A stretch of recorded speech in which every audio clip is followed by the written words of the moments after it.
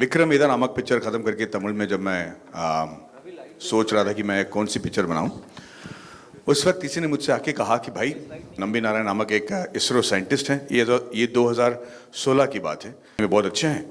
उनके एक मालदीवियन औरत के साथ अफेयर हो गई, दोनों पकड़े गए।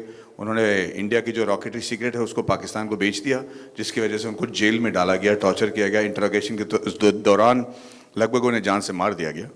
फिर भी वो बाहर निकले और उन्होंने ये साबित कर दिया कि वो बिल्कुल निर्दोष हैं।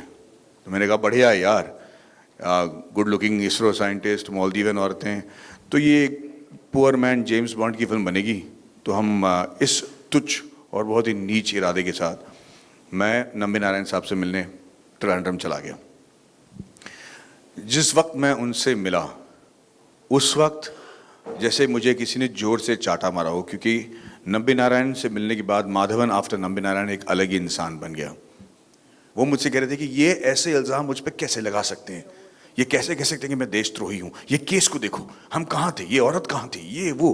बड़े गुस्से में बात कर रहे थे, मतलब उनके चेहरे पे मतलब ठहराव ही नहीं था।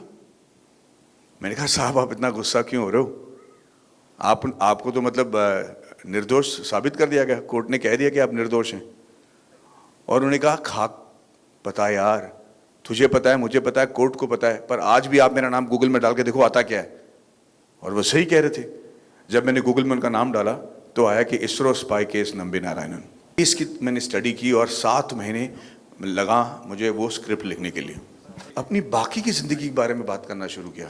प्रिंसटन, फ्रांस, जहाँ पे वो 72 साइंटिस्ट को लेकर ये प्रिटेंड करते हुए गए हैं कि हम उनको फ्रेंच नहीं आती, लेकिन 3 साल से फ्रेंच सीख रहे थे, वहाँ पे जाके गधा मजदूरी करने के लिए, ताकि वहाँ पे जो वो लिक्विड इंजन बना रहे थे उसके बारे में वो सीख पाए।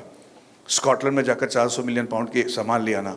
यूएसएसआर जाकर उनसे लड़ना, क्योंकि उस वक्त यूएसएसआर टूट रहा था। रशिया ने हमें क्रायोजेनिक इंजन देने का वादा किया था, जो वो दे नहीं पा रहे थे पैसे देने के बाद। और ये तीनों मद्रासी साइंटिस्ट वहाँ चले गए, उन्हें वहाँ पे रशियन को डराया धमकाया, उनको मोहित किया।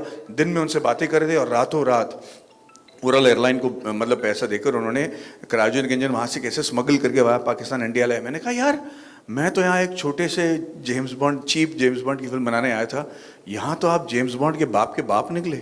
तो जब हम सेलेक्ट हो गए कांस के लिए, तो मुझे एक बहुत बड़ा डिसीजन लेना पड़ा कि मुझे जाना चाहिए या नहीं, क्योंकि पिक्चर रिलीज़ होने से 1 महीने पहले वो पिक्चर पब्लिक को दिखाई जाएगी, और वो भी कैन में, जहाँ पे लोग ज़्यादा सहानुभूति नहीं दिखाते। अगर पिक्चर अच्छी नहीं है तो उठ के चले जाएंगे या फिर आपकी इज्जत नीलाम कर देंगे। तो मुझे लगा कि पब्लिसिटी अच्छी होगी, लेकिन अगर पिक्चर समझ में नहीं है और पसंद नहीं लोगों को तो मेरी बैंड बन जाएंगे।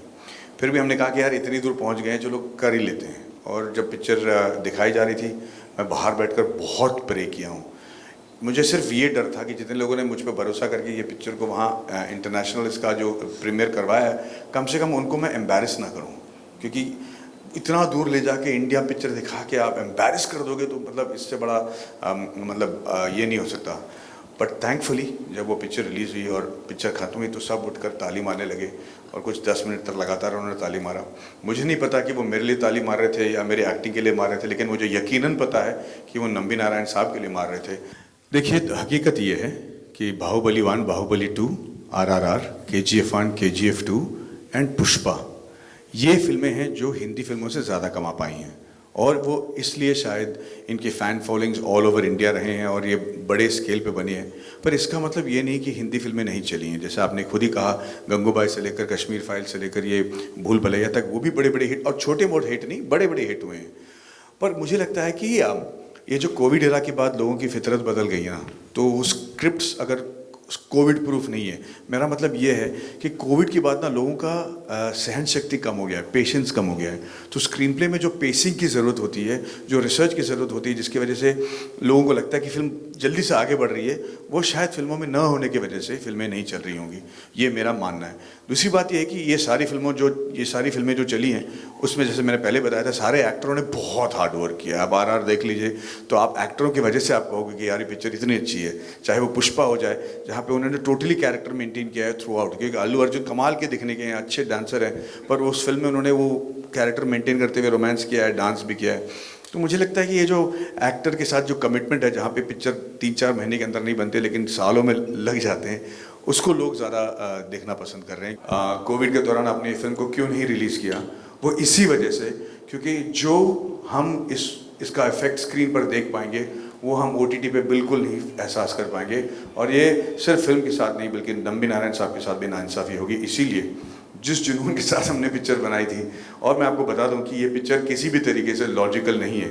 ये मेरे मार्केट जो इसकी जो बजट है वो ये मेरे मार्केट वैल्यू की कहीं ज़्यादा है, तो इसको बनाना ही नहीं चाहिए था।